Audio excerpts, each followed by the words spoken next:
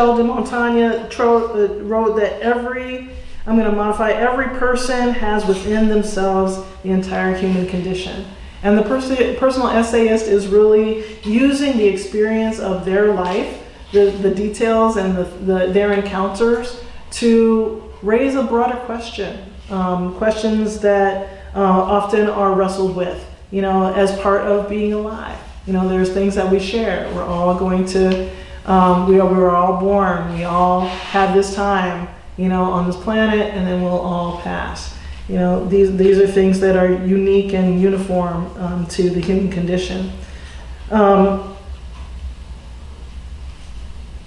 think that's all I'll say. Any questions about like the personal essay versus a more traditional form?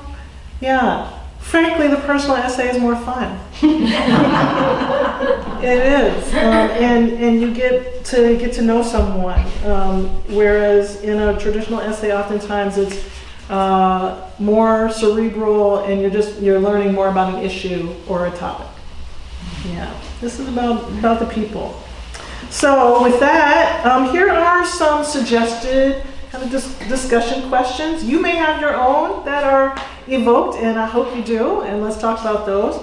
But here are some things that I often use in workshops to spur a conversation. So 1, what stood out for you? What did you find surprising or unexpected? And I can review these after we do a little reading as well. 2, did you observe or experience the elements of personal essay in the piece? Which one? Those are the things I just talked about. 3, what curiosities do you have? What questions emerged for you? 4, what do you want to know more about? Now, I might be writing down some notes when you tell me that, because pieces are seldom finished. And then 5, please share. Do you think you want to write a personal essay? And if so, about what? Love to hear. All right. Okay, if I share a little from my first essay? All right. Good stuff. So I came in March. I stayed for a week, as I said. It was wintry, but not as wintry as I had thought. So you'll hear. The first essay is called Woods, Wind, and Water. I went to the woods because, it's a quote from Henry David Thoreau. I've started to think of home as the place that you go back to, whether at the beginning or ending of the day, or over the years during the course of a lifetime. I've also come to think of home as the people who live in your heart and in whose heart you live, and how those relationships and those places make you who you are. Turning onto the Gunflint Trail, I was surprised to see asphalt and the yellow Morse code dashes and solid lines marking the center of the trail. For thousands of years, this Anishinaabe footpath was used for hunting, fishing, and trading, and again later by French fur traders. Now a single-lane road into the woods, the Gunflint Trail's economy is fueled by recreation, and the trail is a common departure point for the Boundary Waters Canoe Area wilderness.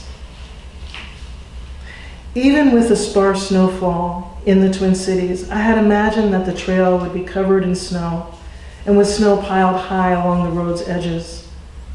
I had confidence in the all-wheel drive of my Mini Cooper. I knew that it could handle snowy conditions, but this year the lack of snow in northern Minnesota had even forced the John Bear Grease Sled Dog Marathon to move from Duluth farther north to Grand Marais. On the drive up, I was startled to recall the number of times I had made the journey to the wilderness. Born and raised in and around Washington, D.C., I put down roots in Minnesota 29 years ago, after serving as a Peace Corps volunteer teaching English in Thailand.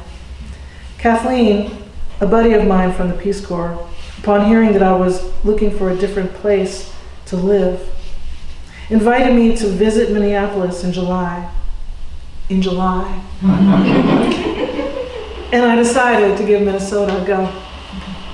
I came to the North Shore for the first time with a boyfriend, Andy, a native Minnesotan whom I'd met in Minneapolis, who had served as a volunteer teaching in Benin, West Africa. During the 5 years of our relationship, we stayed in cabins on the shores of Lake Superior. We canoed the Boundary Waters Canoe Area Wilderness, putting in from off the Gunflint Trail. And we were in a houseboat out on Rainy Lake the weekend of July 4, 1999, when the Boundary Waters was hit with a historic severe storm, a derecho, that by some estimates blew down nearly 50 million trees. Peace Corps has been a source of so many of my consequential relationships in Minnesota, including with Rhoda Brooks. She was one of Kennedy's kids, the first Peace Corps volunteers. Rhoda was featured on the cover of the September 1964 issue of National Geographic when the magazine did a feature article on Peace Corps volunteers. Rhoda also founded a group of women known as the Goddesses, who gather in August and February each year and have been part of my life for more than 26 years. I went with Rhoda and several other goddesses to the Boundary Waters to celebrate Rhoda's 75th and 80th birthdays. In 2003, I married, and my husband, Michael, and his 3 kids I married my husband, Michael. His 3 kids were 2, 3, and 5 when we started dating. And during the 12 years that Michael and I were together, we stayed in cabins at Solbakken on the North Shore to bring in the new year as a couple. And on several occasions, as a family, we stayed at the Aiken cabins at Teteguchi State Park. In my work as an arts program officer for the McKnight Foundation, I also journeyed into Greater Minnesota on multiple occasions, including site visits to Grand Marais Art Colony and the North House Craft School. In that work, I'd been impressed to learn how Cook County had drawn up a cultural plan that accelerated investments in the arts as a core driver for social and economic development. But this time, I was coming north as a writer. In truth, I've been writing the whole time, since 4th grade even, when I received my first journal. But journaling is not the same as taking yourself seriously as a writer. I'm a writer who, up to this point, has chosen not to attempt to make my living as an artist. In my first job in Minneapolis, I worked as a tech writer for a computer software company. And when I realized I preferred people to machines, I went back to school to study social work and have worked in and with nonprofits ever since. Sarah Clark and I were in a poetry writing intensive together at the Loft. The email invitation from Sarah for this residency landed in my inbox on the heels of a decision that I had made to dedicate more time to writing, specifically by participating in writing residencies. Sarah's message was like an affirmation from the universe. Chik-Wauk was looking for a writer to be in residence. I wanted to be invited, to be in a place as a writer, to have time to explore and space to write. I've been making moves to support writers and celebrate the literary arts in my professional life. Ironically, I currently lead a large nationally known writing center in Minneapolis. My administrative life is consuming, and the nature of my professional work is not the same as laboring as a writer. I saw the Chik-Wauk residency as an opportunity to be away and in the woods, as an antidote, medicine for my starving artist. Now, typically people think that an artist is starving because of a lack of money. Certainly artists are not immune from having to figure out a skillful relationship with money.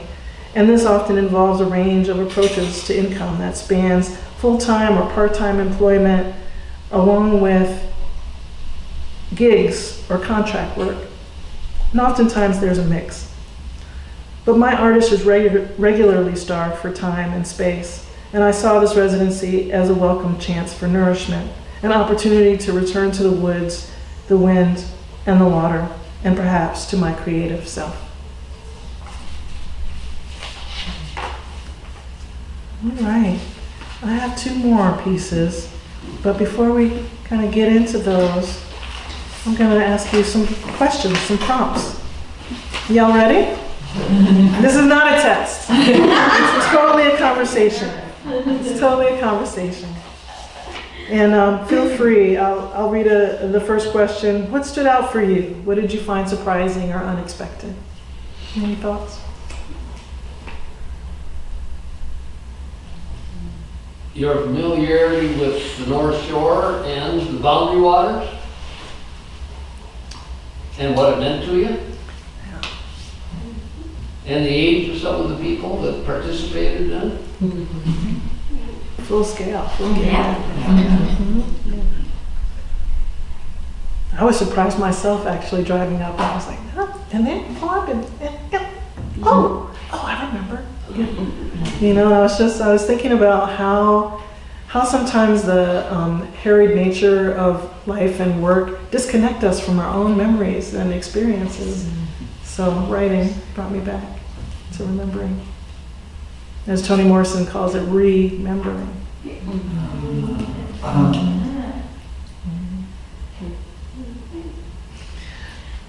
Did you observe or experience elements of the personal essay in the piece? If so, which ones?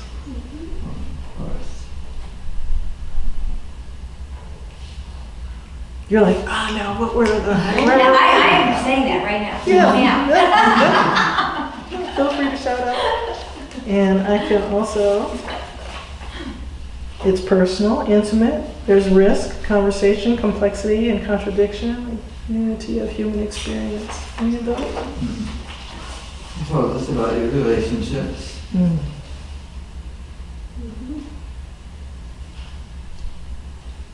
It's like a conversation with yourself as you're trying to figure out what home means, what it all includes.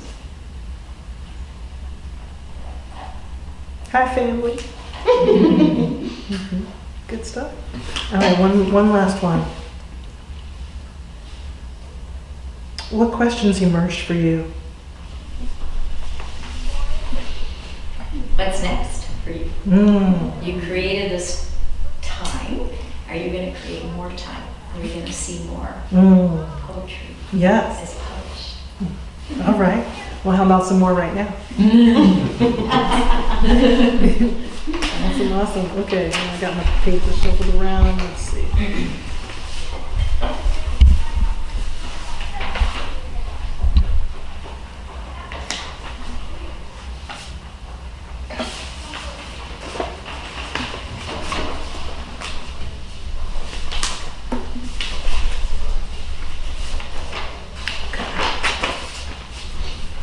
All right, Louisville Slugger.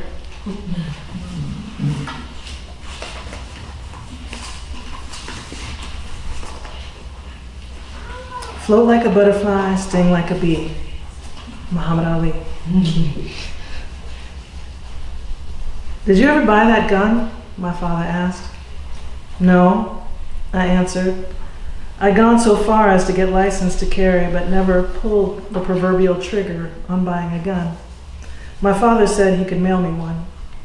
I'd shared with him the news of the writing residency on the Gunflint Trail, and he didn't like the sound of his biracial daughter being in the wintry wilderness, staying 3 miles away from the nearest human contact.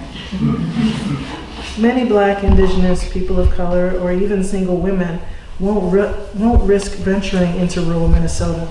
They assume that racism is more present here, and that their exposure to racial discrimination and vulnerability to racial violence will be increased. Survival training for many people of color and women means that when and wherever possible, you just don't put yourself in that situation. I hadn't purchased a gun on purpose. I didn't really want one, and I told my dad as much. I was filled with ambivalence about the prospect of using a weapon to kill or harm someone, even in self-defense.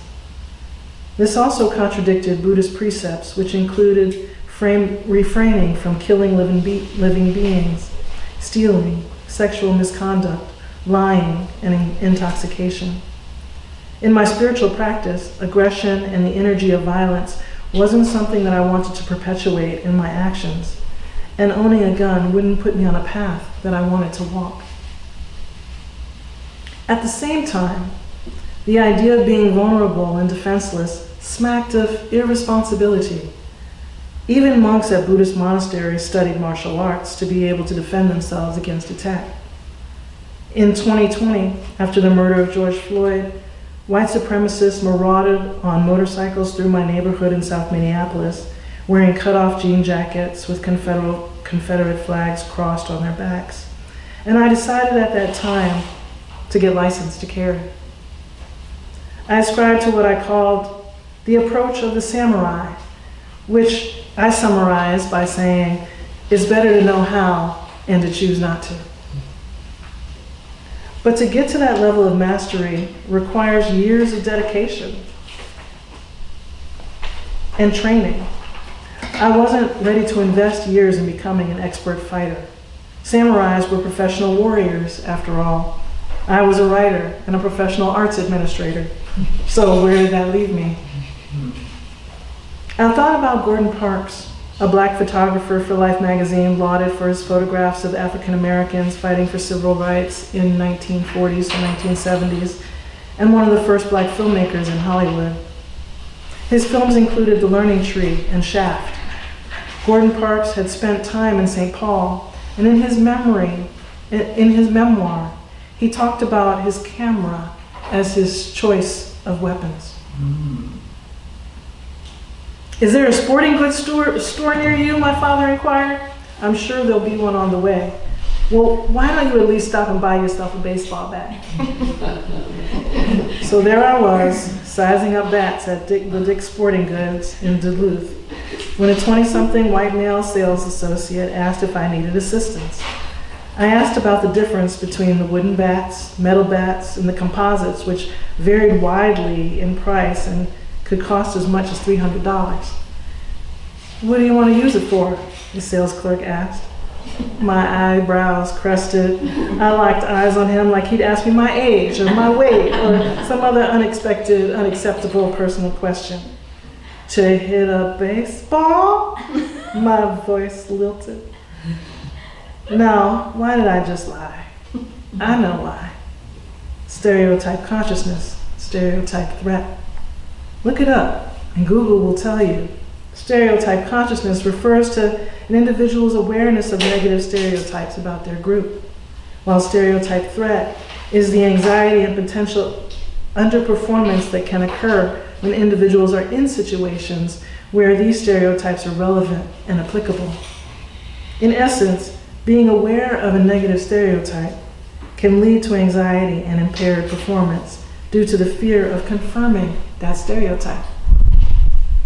I was a black woman buying a baseball bat. In that moment, my reaction to the stereotypes that I assumed that this white man was projecting onto me bypassed my moral commitment to honesty and right speech. At the same time, provided the prompt of his question, it occurred to me for the first time that a lot of women must buy baseball bats for purposes other than playing baseball. Images of all kinds of women beating the hell out of a cheater boyfriend's car flooded my mind. I'd also seen that in movies, sure. After a beat, the sales associate broke our stare and offered a limp explanation. Well, there are wood bats for something traditional and less expensive, and the composite bats are made of different kinds of metal, so it really depends on what you want. I thanked him and dismissed him, saying that I needed a little bit more time to decide. Really, I was trying to decide how much I wanted to spend. A black painted Louisville slugger caught my eye. A traditional wooden bat, no wrapping, no tape on the handle, straightforward. I thought of black heavyweight boxing champion Muhammad Ali, also a native of Louisville, Kentucky. A Louisville slugger. That felt right. $50. I could do $50. And perhaps even put the bat beside my bed at home after my time on the trail. I took the bat to the sales counter where another young white male rang me up. I exited the store with the bat in hand and tucked it into the back of my hatchback, along with my books, notebooks, pens, and other provisions for my residency.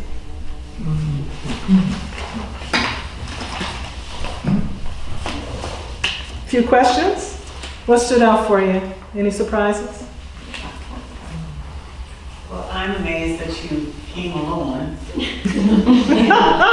Did you ever have a period where you were apprehensive, scared? What were nights quiet the nights are and how peaceful it is. That's always a comfort to me. Great questions. Great questions. And I spend several more essays answering those questions, interestingly enough, especially the dark sky and nighttime, the silence and solitude. They all get their own essays. But more specifically, there were a variety of things. The wild animals. Would I encounter and what would I do?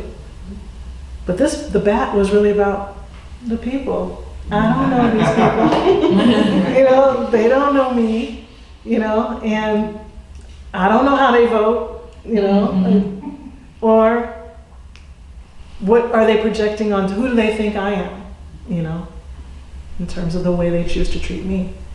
So I only received hospitality from the people that I encountered, you know, except in the sporting goods store. But there was a moment, and I'll share this, and it comes up in a later essay that I won't have a chance to read today, when I was in dialogue with Jim at the book club. And, you know, we were talking, and I think he had done some work on the house. Is that correct? So you want John, or because Chik-Wauk was working too. Oh. Jim and John were both there. I'm not, Okay. it might have John been, has the beard. who did the work on the house? Like some of the, either construction or? I think Jim helped out. Jim. Okay, thank you. So we were just, you know, chatting as part of the book club and everything, and at one point he said, so how do you like the house? And I said, oh my gosh, it's great. There's plenty of room. It's more room than I need, actually. And then and then he said, and then he asked, are you there by yourself? You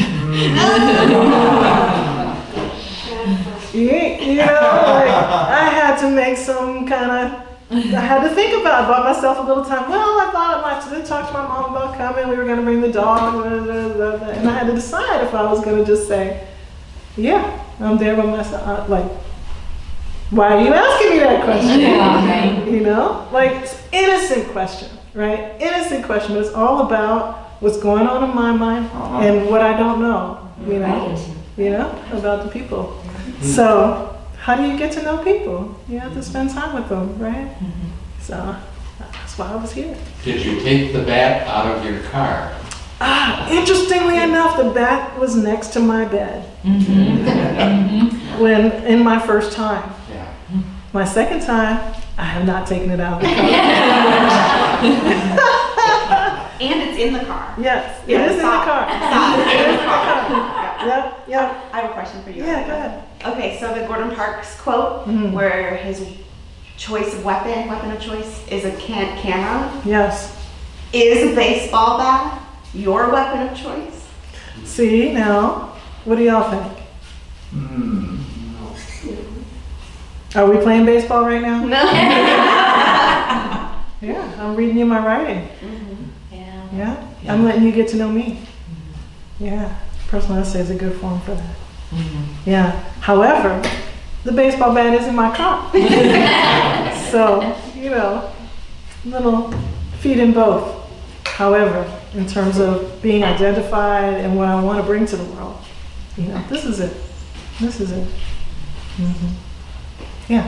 We are getting to know you. I think you're delightful and also brave.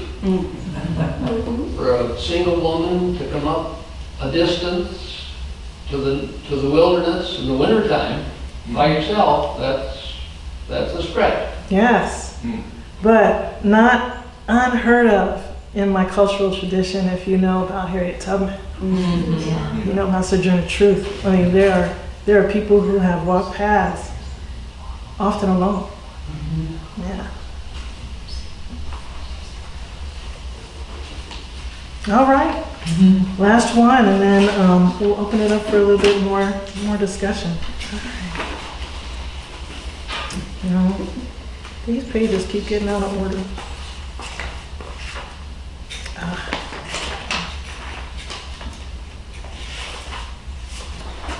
Yes.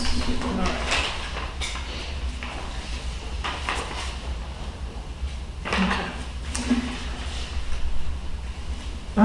This one is called No Key. And the quote is from Thich Nhat Hanh. He's a Buddhist teacher. Passed away a couple years ago. Safety can be built by your way of looking, your way of smiling, with your way of walking. I'd been texting with Renee about my progress on the drive up, and her car was already parked by the cabin when I made my way up the long snow-covered driveway of Cross River Cabin. When in season, the spacious 2-story, 3-bedroom house was home for the staff of the Chik-Wauk Museum. In the off-season, visual artists had lived there as artists in residence before me. The cabin had recently undergone some renovations, including opening up a large atrium in the entryway and a balcony or loft walkway that led to the bedrooms on the second floor. Renee showed me around. The house was well provisioned and way more space than I needed. Before Renee left, she said, "Oh yeah, about the key. There is no key. Just lock the door when you're here and leave it unlocked. Leave them unlocked when you go out. It'll be fine. That's what everyone does." What? No key. Flags were waving, alarms were going off in my head. I was still looking at her, thinking about what to say. Was I gonna roll with it? She was saying something like the key is lost or no one knew where it was because no one used it. And I was thinking about cultural differences and urban-rural differences. I was thinking about how back in Minneapolis, I locked my car inside my garage. How my neighbor's house had been broken into and there was a next door string of messages about garage break-ins that had been happening in the neighborhood on my phone at that moment. No key though. I nodded that I understood and walked with Renee to the door. But in the back of my mind, I was thinking, somebody probably had that key. After she drove off, I observed that the house door and the porch door both had big windows that came down to the knobs anyway. So neither were especially secure, locked, or unlocked if someone was determined to get in. Unlocked also prevented windows from being busted and the expense of replacement if folks had such concerns. I mentioned it when I saw Sarah later. She was surprised too, but talked about her city mind, how it takes her usually a few days to adjust when she comes up north from her home in Saint Paul. I called out the layers of cultural difference, but I could think of exceptions too, like my friend Deirdre, who was a fierce woman of Irish descent who regularly shocked me with her frankness. I love this about her. She always kept the doors to her house in St. Paul unlocked. I hadn't really heard of such a thing before I met her. I was thinking again about safety and security, how much was in my mind, how much in my genes, in my blood as a black person. My mom, who was white, looked askance at me when I voiced my concerns about security in my considerations and preparations for my trip.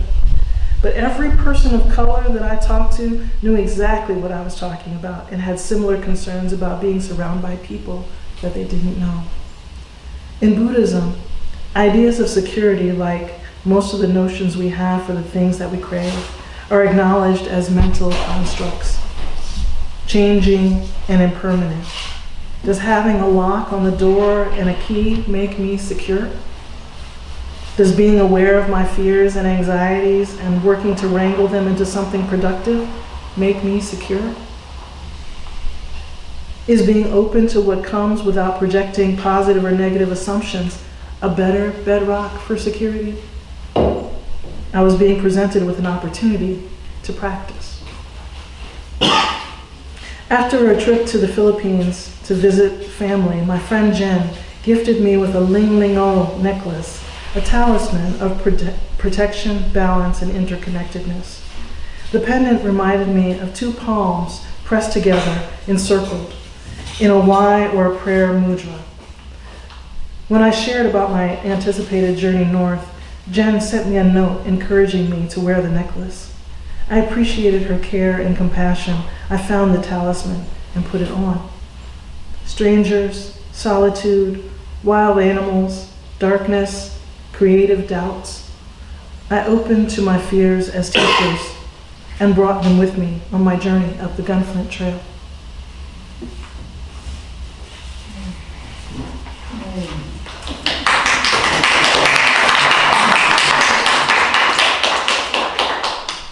All right, ask the questions one last time, and then do a little bit more. What did I do with it? Did it fall? Okay, here. What stood out for you? What did you find surprising or unexpected?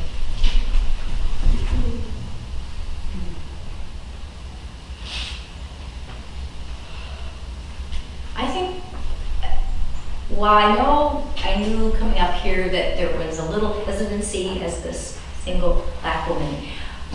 Both this and the second piece just hit home how certainly I take for granted probably being a white single person that would be living here. It's different. And to feel that from a very strong, capable woman who's a beautiful writer, to feel that, and that you have to think more than once, you know, that and then with the key. So there are these two places where security and safety. I'm saddened, you know, that those feelings have to be there. So I think I was surprised to that, in that degree for myself, seeing if that had been me, right? You would put yourself in that place. Yeah. So. Well, and you know, part of the opportunity of sharing writing with you is much in contrast to how I would normally present.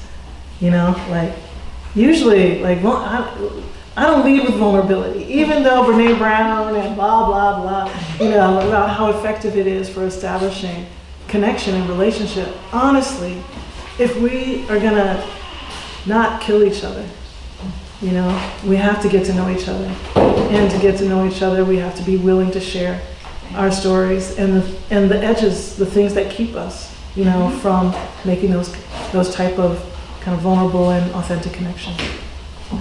That's powerful. More of that. Any other elements of personal essay in the piece that you observed? Yeah. You took some great risks in writing what you've written and also in sharing it with us right now, where, I mean, my eyes don't, nobody else jumps at us being biracial at this moment, and that is so risky and graceful. And I see you're not wearing a necklace. I thought of that when I was like, I should have brought it so people could see it. It's kind of meaningful that you're not wearing it. True enough. Anything you wanted to know more about?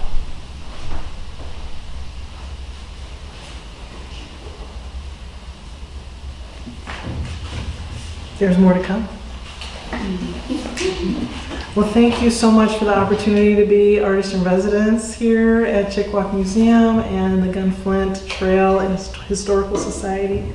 Mouthful, and yet, what a delight, what a delight. Yeah. And I think we can have more of a conversation if you want to, Sarah, or if other folks have, questions. Are these essays going to be in a publication? I hope so. Yes, I hope so. I spoke with, is it Bonnie who does the newsletter? Yeah, about the prospect of maybe a serial offering. Word limitations, you know, space limitations taken into consideration. But one of the newsletters has already had some of your writing in it. Yes. I don't remember which month. I think it was April. Okay. Yeah. Just right after the first. Paragraph you read about turning down the Gunflint Trail, I think it was. Yes, that was in there. Yeah, that's right. Yes. Oh, good. Yeah. Good. Okay.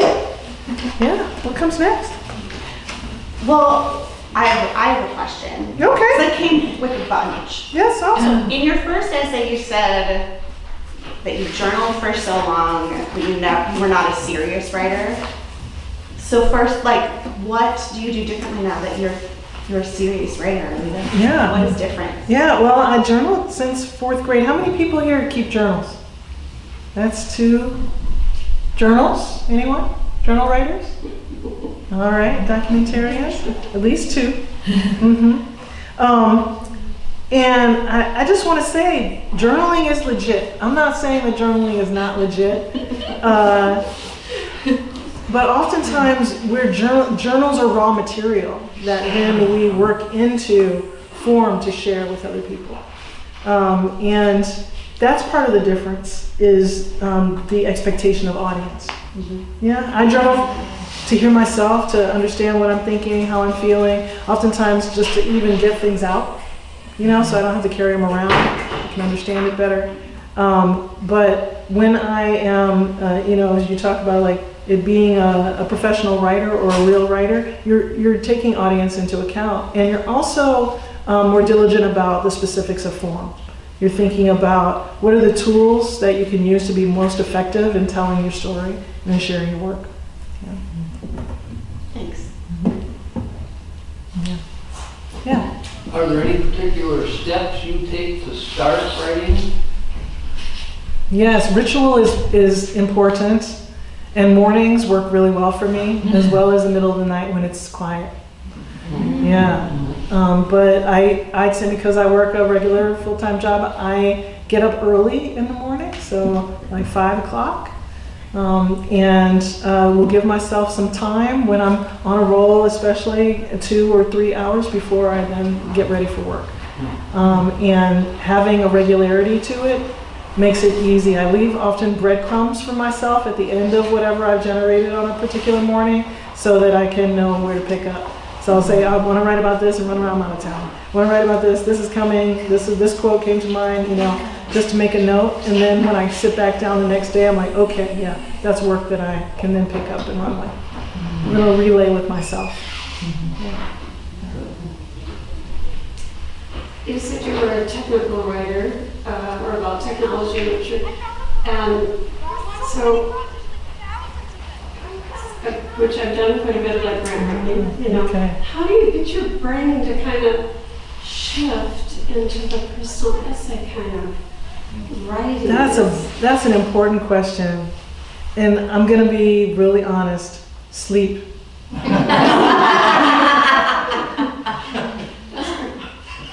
Sleep. Yeah. In terms of like a reset, also coming to a different place is certainly helpful.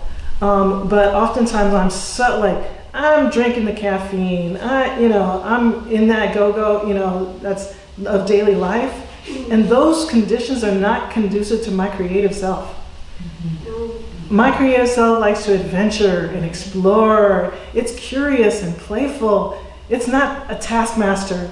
And I have to hold those selves, and they have their places. But I also feed my creative self with adventures. I'll think, let's see, I need to get some exercise. Oh, I've been wanting to check out that new cafe that opened, and I'll bike to the cafe. And it gives me a sense of exploration. I also travel, but I can't write when I'm traveling.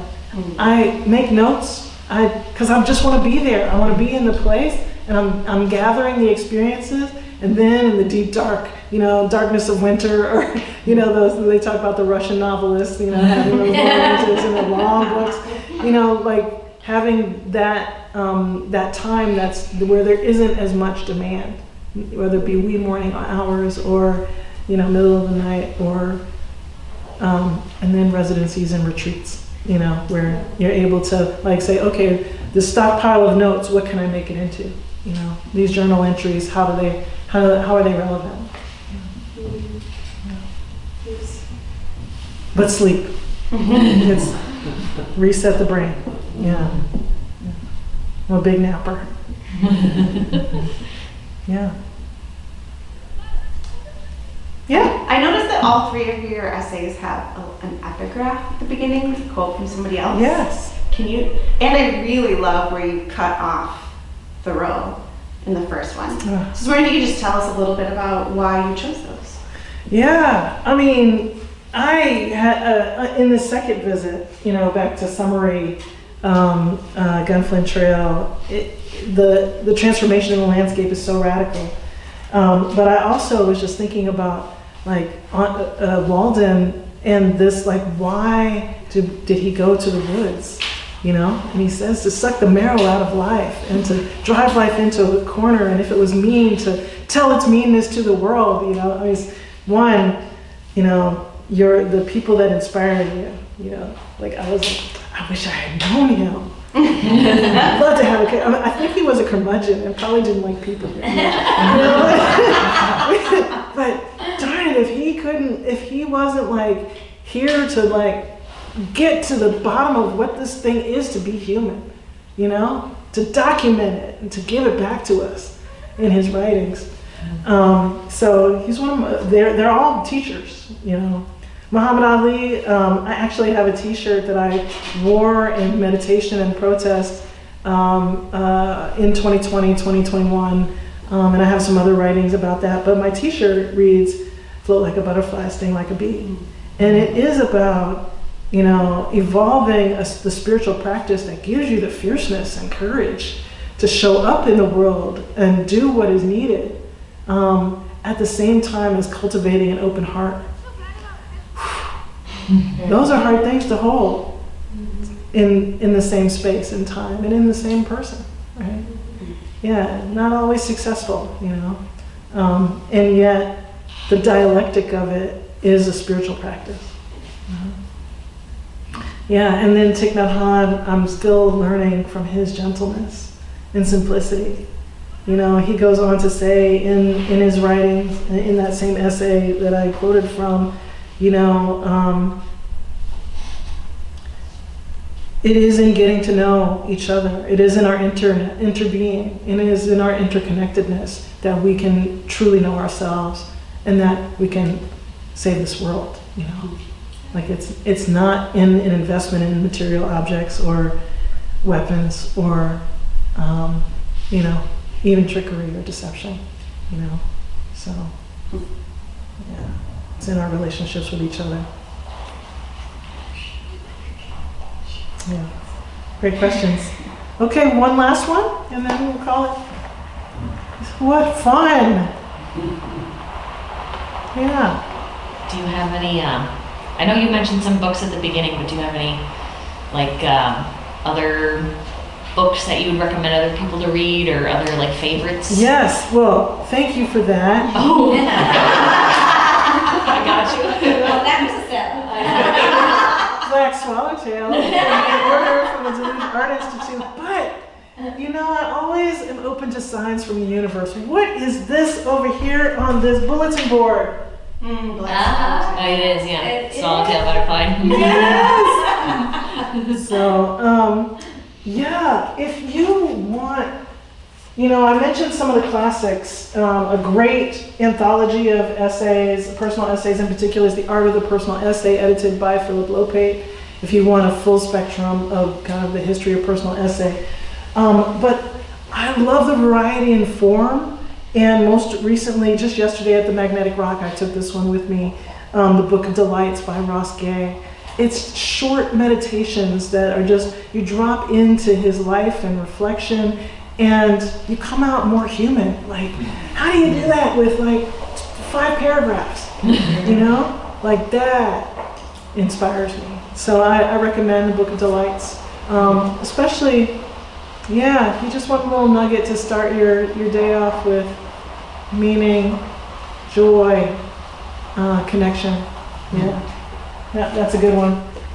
If you want something more substantial, if you like political writing or reflecting on our times, more substantially things happening in the news, The Message by Ta-Nehisi Coates is a great collection of essays. One of the best writers of our time. He's incredible.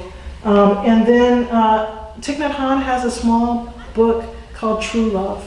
He has a bunch of these little ones called How to Love, How to Fight, How to Eat, How to Sit, How to Walk, I think. And they're beautiful. I've given How to Love away. I don't even have a copy right now because I've given it away every time I buy it. They're so to the point and useful information. Like, I'm interested in literature that is, like, gives us tools for living, you know? And a lot of Thich Nhat Hanh's writings do that, right? And so this small book is called True Love, which is a broader expansion on kind of his approach to our interconnectedness. And it begins with ourselves, right? You know, we can't give what we don't have, right? So, yeah, I brought a couple others, just Natural History of the Senses by Diane Ackerman. Reading that collection of essays, she takes the senses, each one, and writes essays about them. And while you're reading, I swear, while I was reading, whatever sense I was reading about got more acute. You know, I have a very poor sense of smell. Walking down the street, I was reading about smell. She goes to Paris, perfumeries, things like this in the essay. And I was like, that tree. And it's like, you know, what we pay attention to grows, you know. And as you're reading that Natural History of the Senses, not only do you learn a lot about how we've come to think about our senses, and the histories and the industries and things that evolve, you know, really focused on a particular sense. But I let me know if you have this experience. The one that you're focused on as you're reading becomes more alive while you're reading it. Yeah, that was magical for me. Yeah. Well, thank you all. What a treat.